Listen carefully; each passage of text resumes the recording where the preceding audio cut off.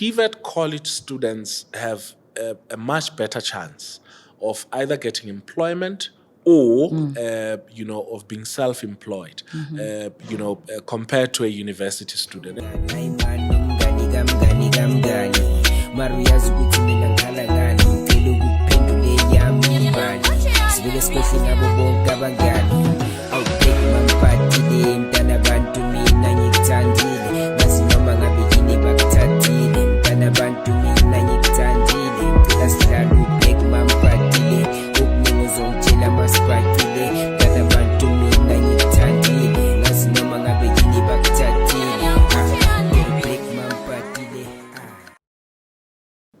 Hey guys, welcome to my fabulous world. It's so wonderful to connect with you again. And today we're talking to the Deputy Minister of Higher Education, Science and Innovation. And of course, before we start, I'm going to encourage you to subscribe. Subscribe, click notifications so that you can see when a new episode has dropped. And remember to comment, ask questions, make suggestions. As you know, I try as much as possible to respond to your questions, to your comments, and we respond. Actually, sometimes your comments give us ideas as to who you want us to talk to. As you know, we respond to you, Deputy Minister. Thank you so much for joining me. Thank you for having me. Good. If you don't know, the name of the Deputy Minister is Deputy Minister Buti Manamela. Deputy Minister, how did you get, what's your journey to being a Deputy Minister? I have to say, I do remember that you come from the Young Communist League. Yeah. Well, you get nominated, get onto the list, become an MP, and the president decides who amongst the MPs, he appoints into the executive, and I mean, that's basically that. So I don't think, obviously, as an activist within the structures of the ANC and broadly in the alliance, that's how I got nominated, and that's how I got, as to whether people saw potential or they just thought, no, we like this guy, let's put him there. That's something else. But I think that's the long and short of it. It's not something that one decides that I want to be a deputy minister. Somebody else decide based on the team that they want and the kind of things that they want to see happen in a set period of time. Basically that's that. And did you work somewhere before you got into the political positions, or? Yeah. Well, that depends. So when I was in school, I was a freelance journalist. Okay. Working for one of the local newspapers. That was probably my first job. And I must say I did it more for the money than for the passion of writing. Yeah. But I went to them and said, look, I want a job because I just wanted to write. And then at the end of the month, they gave me a pay. I was like, oh, okay, this is good. And then the other job I had was working in Sakau, trade union as a local organizer here in Johannesburg. And then elected national secretary of the Young Communist League.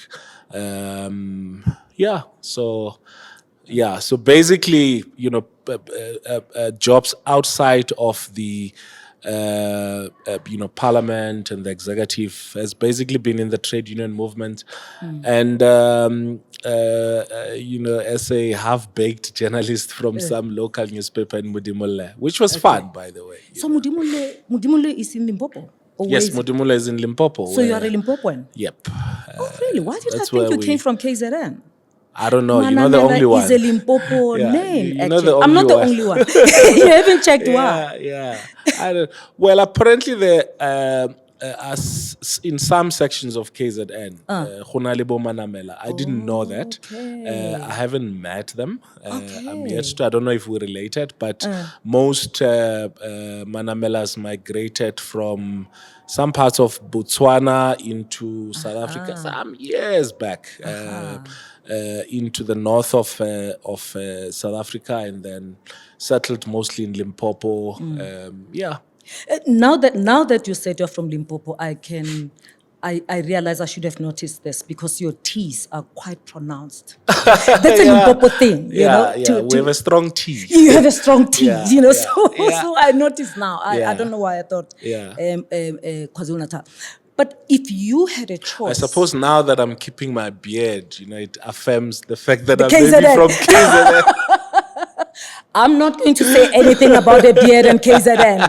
The deputy minister said that. Yeah, So if you had a choice, I know you said you don't choose, some yeah. people put you in. If you had a choice, which department would you choose to be in besides higher education? I I mean that's actually neither here nor there. But look, I mean, before this, I was in the presidency, in planning, monitoring, and evaluation, but also with a strong component of youth, and I think we worked quite well with. With young people. And I think transitioning into higher education was probably, quite easier because you still are working with young people, which is one thing that I really enjoy, working with young people, getting to, listen to them, to engage them, but also to try and work with them in collectively resolving some of the problems and challenges that we're confronted with. But I think that having been, I mean, I was involved with education for quite some time. From the time when I was a student, being in COSAS and also being in the SRC, getting to understand at the time the early days of the South African Schools Act, and most of the things that were happening around schools. And I think that's what probably gave me a bit of a grasp of what happens in education. As a student leader at a TVET college, I also contributed. Through the organization I was part of, the South African College Students Association, to the initial policies, stages and framework of the TVET sector. At the time, I mean, there were technical colleges, policy amended into Further Education and Training Act, and then now, into something else. So having contributed into that, and having, seen how policy, but also the sector itself evolved. I think for me was quite an important contribution. So, in 2018, when I went for the first time after a long time to the Department of Higher Education and Training, it was odd because the last time I was there to hand over a memorandum memorandum. demands as a student. Yeah. So it's it's something that. I really enjoy doing because I understand the issues because I've been involved in education for quite some time.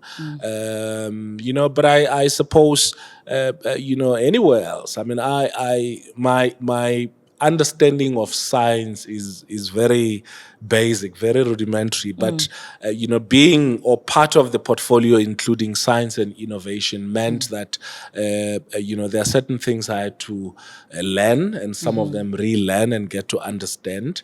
About science and innovation. So it means that it may require that versatility, but it's always, I think, best if anyone is given a responsibility in something that they better understand. Okay. If not, get yourself to know what is expected of you. Okay, so you talk about your time as a student. Which campus were you at? So at a TVET college, I was in Mamelodi. It used to be called Tuto Matlali, Oh, yes. and then it changed the name to Mamelodi College. Today, it's part of the Tshwane North TVET College. Okay. I think part of 6 campuses. So I was in Mamelodi. And what did you study there? I studied electronics. And you say your knowledge of science is based, not Very, is below basic. Very, very basic. Very, very basic. Look, I mean, I battled through my standard 10 science. I could have done better, I think, but yeah. So in Mamelodi, it was more towards digital electronics, Okay. of course mathematics, and all of that. So it was a bit way out of science, but I mean, having had done science in grade 12, you sit in meetings with all these scientists who basically understand what how the universe is, and all of those. So one of the things, because I haven't really done science beyond high school and college. So one of the things that I have been advocating for has been a science for the people, because science, if it's not about people, then what should it be all about? And if we can get a popular way within which people can understand and appreciate the work that scientists are doing. Maybe we'll have to explain less about people's behavior towards climate change, or towards pandemics and why certain actions need to be taken. And I think that basic literacy is important. But I digress. But you digress. But I wanted to say, you'll be very surprised being in a mathematics department in a university. Yeah. And one professor gives a seminar, and only less than a third understands what he's talking about, because people have done different specializations. Oh, that's true. So the only thing is that they are not intimidated by that. They come in, they listen, they might ask a question, or they might say, "Oh, okay, this is what topologists do," but they don't do topology, and they don't know what's going on with topology. Exactly. They do some other kind of algebra, Yeah. So and people who are outside science always assume that because someone is a scientist, they understand everything. Of course, we've got a few people who are like that, but it's not everybody who understands. No, everything. definitely. So I think you'd be surprised that you'd be fine.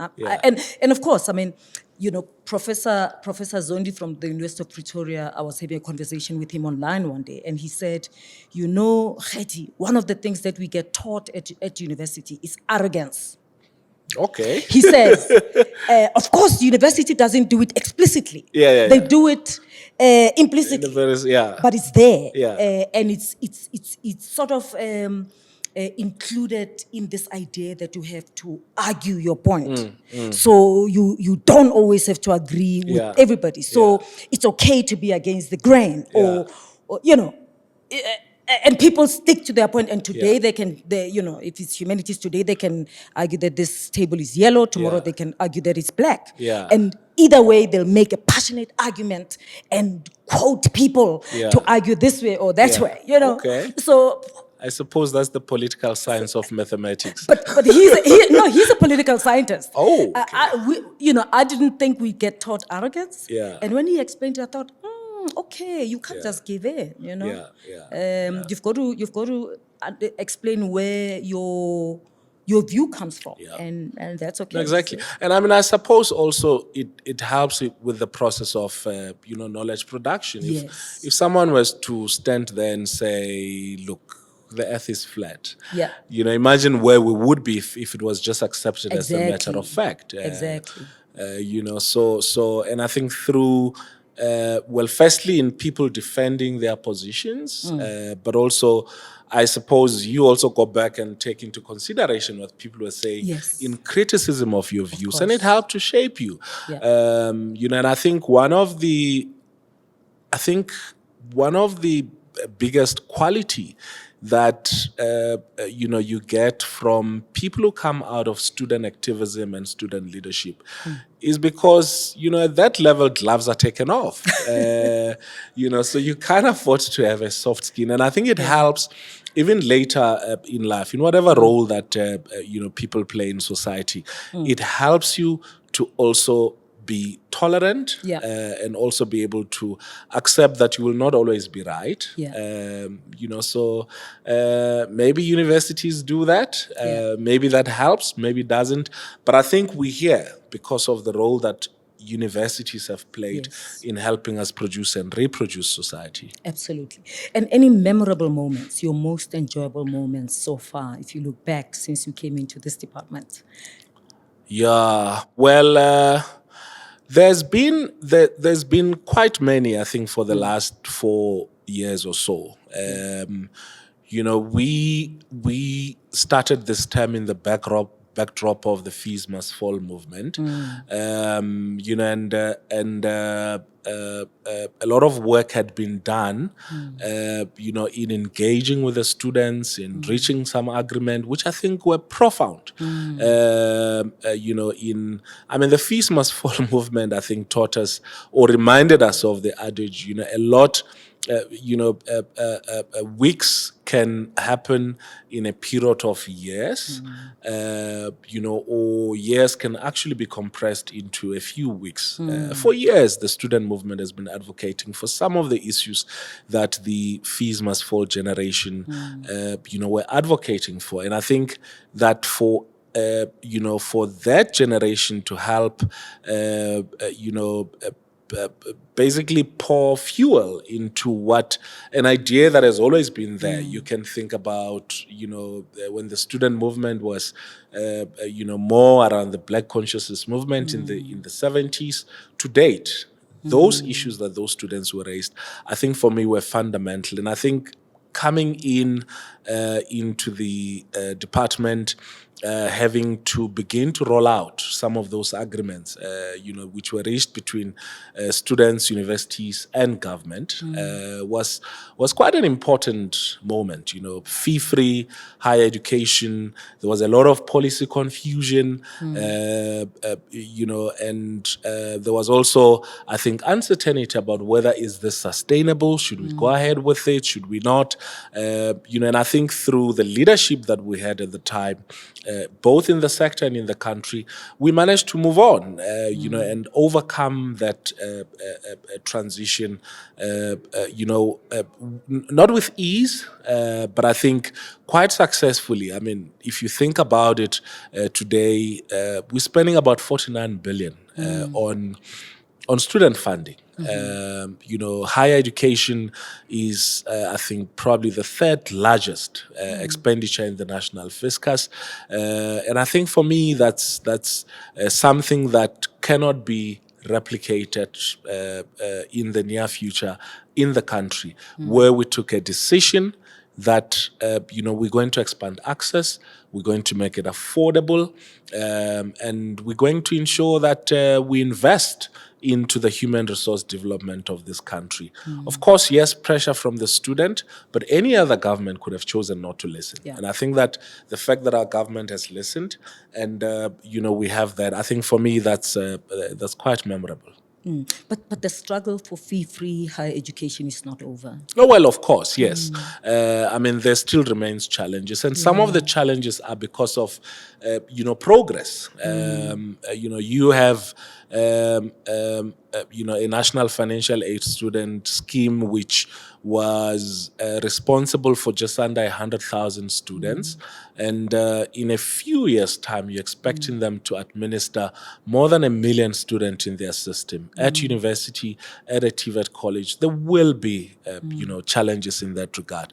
But I think the extent within which they've been able to do that, has been, everything short of remarkable.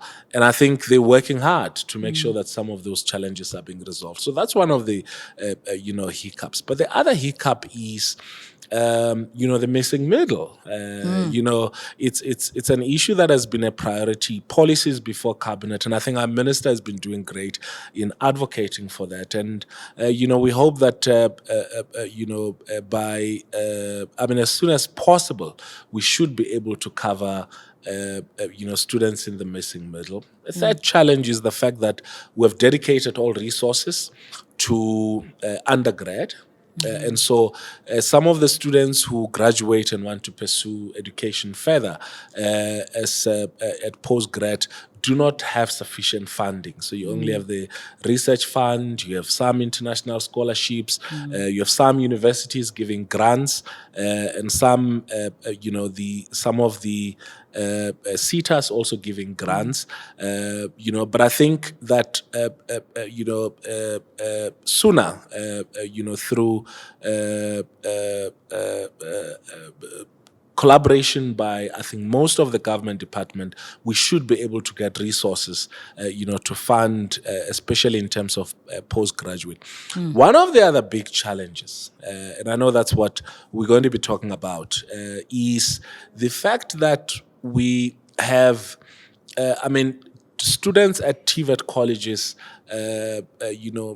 have even much more challenges. Firstly, because they came in late in terms of fee-free higher education, so some of the colleges are battling in coordinating, the fee-free component of higher education with NSFAS, with the students themselves, and all of that. So it's something that we'll have to deal with, but. Special attention and priority has been placed on TVET colleges because we see that as the center within which our country's skills revolution, has to lie in. I mean, and that's the TVET colleges is an area that I wanted to talk to you about. I mean, I have to congratulate you for your passion for TVETs because everywhere I see you, you are advocating for them, you are spending time, you are, we see more about TVET, whether it's in WhatsApp groups or in newspapers or whatever. And that's great because in our country, TVET education is not seen as valuable today. It's almost like you go there because you didn't do so well in a trick.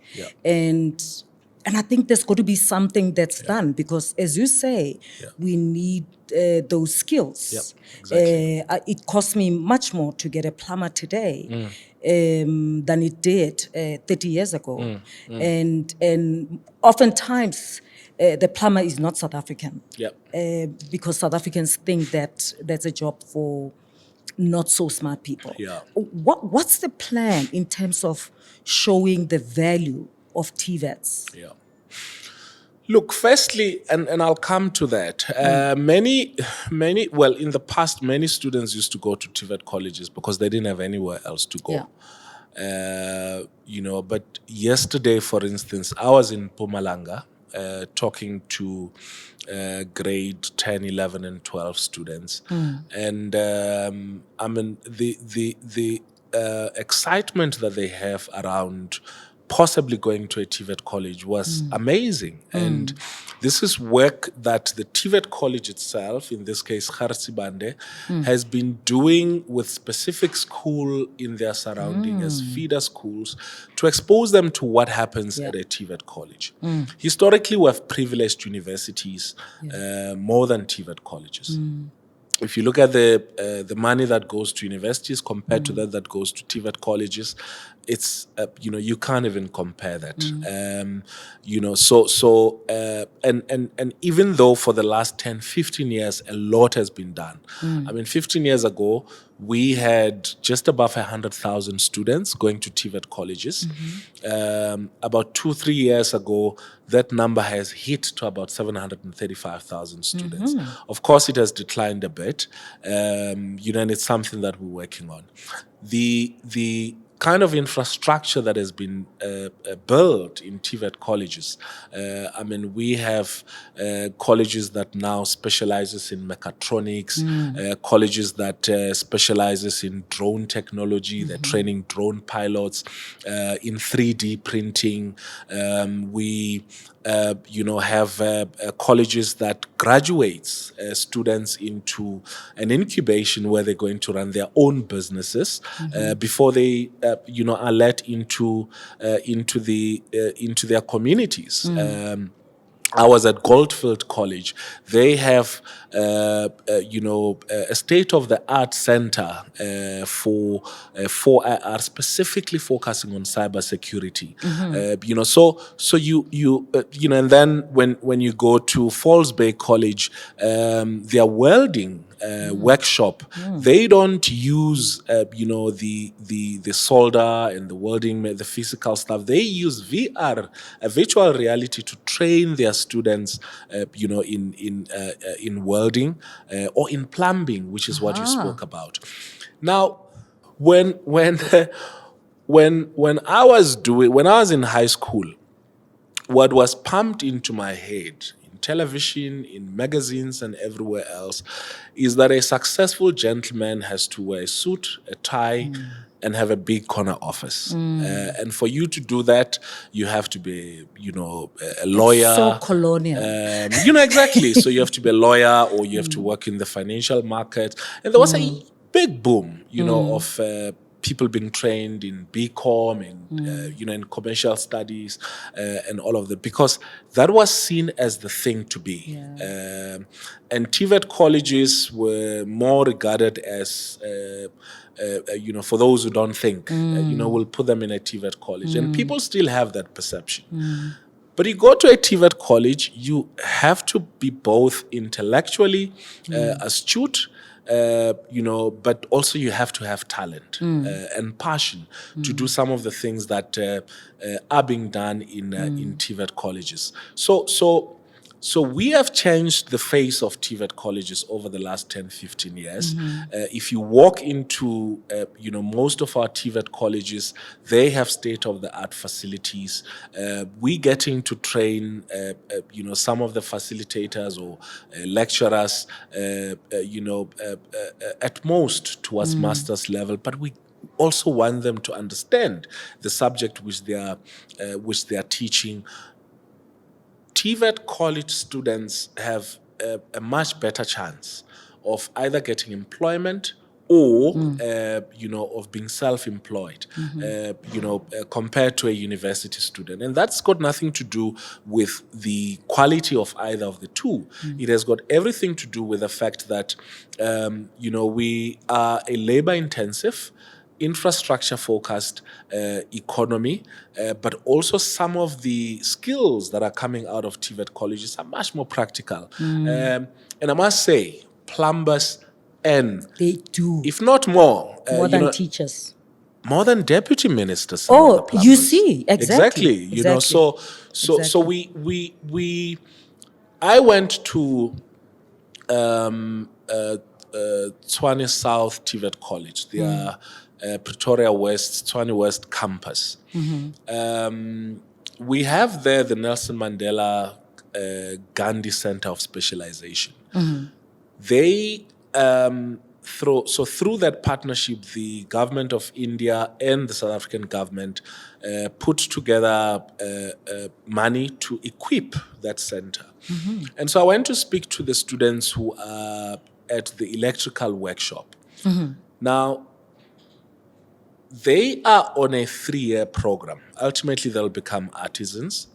But in the middle of that program, they are already working in their community, installing solar panels, maintaining those solar panels, and all of that, because the facility is there. So even though it is not part of the curriculum, the lecturer decided, I'm going to train you on this because there's a demand out there. And so that's how practical TVET college education has become.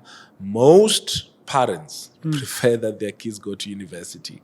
In fact, speaking to most parents, you'd hear that they either want their child to follow in their footstep or to be that which they couldn't be because of different circumstances. I wanted to be a doctor. You're going to be a doctor. But as soon as we expose them to some of the things that are happening in our TVET college, TVET colleges becomes, the first option. We have to,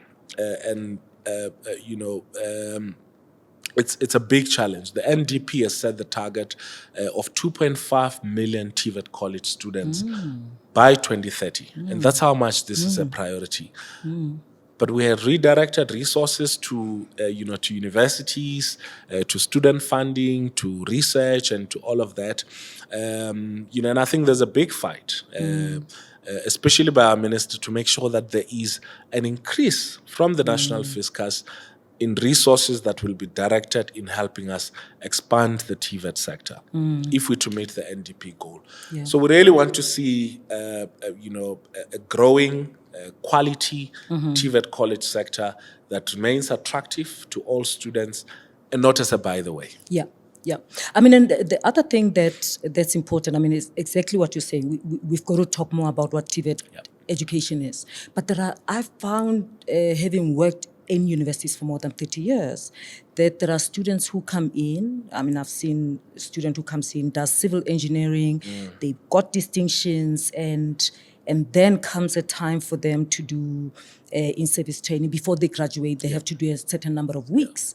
And this student says to me, Prof, I got to a construction site and I was hoping to work. I love the smell of cement. Yeah, yeah. And I wanted to get down and do this. It's a big warehouse that's been built.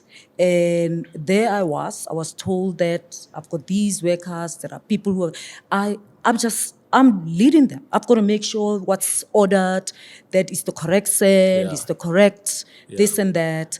But I don't actually get involved in doing this and that, right? Yes. And I said, well, you came to the wrong institution. Yeah, exactly. You should have gone to a TVET. Exactly. Because if you had gone to a TVET, you were going to do that. Exactly. And not this, And so with going to university, it's valorized. But many students, whether they're going to do law or engineering or whatever, most of them don't really know what's they're preparing for. They find out afterwards. Exactly. And then they realize, oh, okay, I would have been better doing this. Exactly. And some of them, of course, go there, but some of them then get stuck in a job that they don't really like. Yeah. So we need to educate. We have to. Exactly. Look, I mean, so what usually happens, at the beginning of the year, so, parents, whoever managed to get my number, they would call, hey, I want my child at UCT. Yeah. I want them to do mechanical engineering. Probably their grades are not good enough and all of that. So I took one of the parents to a TVET college. Yeah. So your child wants to do mechanical engineering. Come, let me show you what they're doing at this college. And we walked around with the child. I specifically took them to the mechanical engineering workshop. And the child was like, this is where I want to be. Yeah. Yeah. And I explained also that, so if they go to university, yes, it's mechanical engineering at a higher level, but the chances of them seeing an engine of a car are almost slim. Firstly, but you are saying at a higher level, at a different level. At a different level, yes, actually. It's a different You're right. Exactly. look it's a different look at mechanical the engineering. subject. Yeah. But also that, because of the policy changes in articulation, so they can start at a TVET college, ultimately become an artisan or a technician. Yeah. And if they want to go to a university, they'll have access to that university. Yeah. I know of, students that I went to study with at the same college. Today, some of them have graduated. They are doctors in the field that they were studying in. They started at a TVET college. So there's improved articulation. Yeah. And of course, we still have to box some of the universities to work with TVET colleges. If there are any challenges with whatever, let's let that being sorted out. But most universities now accept, the qualifications given at TVET colleges at the level within which they should be. And then, like I said, the potential of starting your own business, or almost always getting employment. We had with Chieta, one of our seaters, a program with about 6 or 7 colleges to train young people, unemployed young people, in CO2 welding. Now, that's one of the scarcest thing. In fact, about... boiler making. Yes. Yeah. So about 15 years ago, when I was still in the Young Communist League, we went to the only trade center at the time in the country, which was in Olifantsfontein, to say to them, Sasol, but also the many power stations that we're building, they're importing these welders Yeah. from Malaysia. Wow. So we need to start the training. And it took this many years. So we're graduating some of them. Some of them couldn't come to the graduation because most of the companies, including Sasol, recruited them midway their program. Exactly. And so these are the kind of advantages of really going into a TVET college. And I really want to, before I know applications will be opening now. So before we finalize that, I think it may be advisable for parents to go with their kids to some of the TVET colleges. Look at what's happening there and ask your child if this is where they really want to study. And the chances are they'll definitely say yes. But maybe also schools. I mean, schools bring their children for open days at universities. Yeah. Schools, high schools must take the learners to to TVET TVET colleges. college, yes. TVET colleges need to start having open days. Yes. And let the learners come in and see Yeah, what it yeah, is that they do, yeah. because some of them would understand what it is and join it. Because Yeah. I think that's the way to go. Of course, I don't really. And one day I'll talk to you about this thing. I want us to break this connection between post-school education and jobs. Yeah, That yeah. you complete post-school education so that you get a job. Yes, Because yes. if not that, Yeah. post-school education is about something else in my Exactly, view. yeah. But I think it's important for learners to be exposed to everything. I want us to draw to an end. I mean, we know that we are in an age of intelligent machines. Yes. And I'm on the Geneva Science and Diplomacy Anticipator. I'm on the board. Okay. And I've been giving talks online, talking to other scientists about artificial intelligence in Africa. What does it mean for us in the continent? And today I'm talking about that, and I've asked the question on my socials to say, can your brain be hacked? Yeah. And so there's the developments in science and technology are moving very fast. Yes. How do you envisage the role of artificial intelligence in TVET or in higher education for the future? Yeah. Look, firstly, it goes both ways. Firstly, that there's already a lot of work that is being done in universities of technology, and also in some of the TVET colleges, around artificial intelligence. I, visited the center at Swan University of Technology. Their 4IR center. And one of the things that they're doing is to teach a machine how to read, people's moods. If the person is angry, if they're upset, if they are, and all of that. Now, all of this knowledge, I think, when I said beneficial to the institutions themselves, it means that we will have the ability to be able to improve the way in which learning, teaching, and research happens at TVET, University of Technology, and universities themselves. And I think for me that's fundamental. Secondly, because of the knowledge that already exists in in our institutions. Yes, of course. You've got Bart, you've got Chat GPT, you've got all of this, AI powered applications that gathers knowledge on behalf of individuals and all of that. But I also think that through the very same teaching and learning that happens in our institutions, if that is linked, in a way to, to machines, I think that, we would then be better able to produce, quality students in that regard. So that's the second thing. The third thing is our biggest challenge in expanding, for instance, the TVET sector is precisely because we have not concluded our capacity for online learning.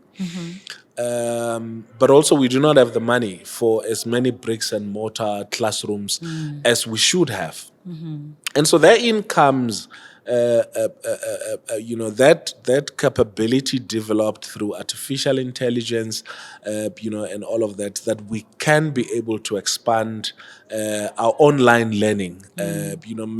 Most of the universities are already, using all of this technology, and I think we've seen that during COVID, where some of the tech companies claimed that through interaction and engagement with the students, they developed an ability to improve on their applications and on their technology. And I think that technology is going to be helpful for us, particularly for TVET colleges, as we look at expanding. But the world of artificial intelligence, and the fourth or into the fifth industrial revolution have opened up so many possibilities, particularly for our education institutions. And I think that's where we have to invest a lot of our resources as government, but also as the private sector, in ensuring that we do that for the good. One of the big issues, by the way, at the BRICS summit, particularly in education and skills, is how do we exchange knowledge. There are obviously issues and concerns around, digital sovereignty, digital dictatorship, but also the political economy of digitizing most of the things that we ordinarily would be doing on our own. So I think part of the discussion includes how we collaborate, as BRIC member countries to leverage what already exists in the different countries and use that to the advantage of each of the countries. So I think for me, that's a big opportunity that we really need to take advantage of. Yeah, yeah. Deputy Minister, thank you so much for talking you. to me. I wish we could go on and on about Yeah. artificial intelligence Yeah. and in fact, the fact that human augmentation and intelligent machines is growing and growing. We don't have governance structures. We don't have policies, international policies, and that's why the body that I'm on the board of in Geneva is trying to work on that, to work ahead of the time, because I'm sure you're aware there's a group of about 1,000 scientists, academics, entrepreneurs, including Elon Musk. They signed an open letter to say perhaps research on AI should pause a little bit because it's growing fast, so that we can get the world in place, get governance structures in place, policies in place, because at the moment it's just going. As I say, when I ask the question, can we hack your brain? This is serious stuff. How far that is going? Is this going to increase the inequality, or can it help us to reduce it? So I wish we can talk about that, but I'm sure BRICS has got it in focus. Of course, China and Russia are ahead of us, and India in this space, and I hope they don't just put their issues on the table, that we can ask the ethical questions and the challenging questions that in fact can bring us on the same page. But thank you so much, and thank you for the work that you do, particularly with TVET. We really appreciate it. By the way, it's TVET month, August. So we are allowing, it's open day all month. So if you want to walk into a TVET college, this is the month to walk in to get to know our TVET college sector much better. I should do that. I should walk in sometime this month. Please do. And hopefully if we do have this conversation next time, we may have it at a TVET college. Yes. Thank you. Thank you very much. We really appreciate it. Guys, thank you so much for joining us. Really appreciate it. Write your questions, and remember to visit a TVET. It will be worth your while. Whether you want to go there or not, go there, educate yourself so that you can make other people aware. We didn't talk about what the graduates that come out of TVET colleges can do, but do not worry. We have some lined up. I will bring them to you so that you can see the amazing work that they do. And we can talk with employers as well, who talk about their experience employing for a particular job, someone for TVET and someone from a university, so that you get a sense this is good education. Our government is pushing this. Grab the opportunity and run with it. All the best. See you tomorrow. Remember to be you. There's nothing better than that. All the best. Maria